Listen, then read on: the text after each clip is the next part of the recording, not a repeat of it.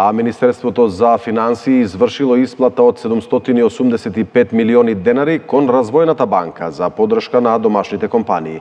Станува збор за седма транша, која што се префрла од централниот буџет кон Развојната банка од средствата наменети за поттикнување инвестициски циклус во приватниот сектор од околу 300 милиони евра.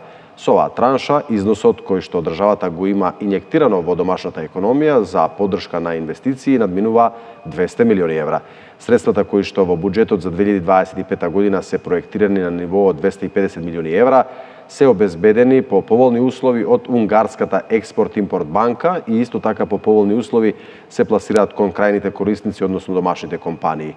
Каматната стапка на годишно ниво изнесува 1,95% и рок на отплата до 15 години со грејс период до 3 години, велат од Министерството за финансии.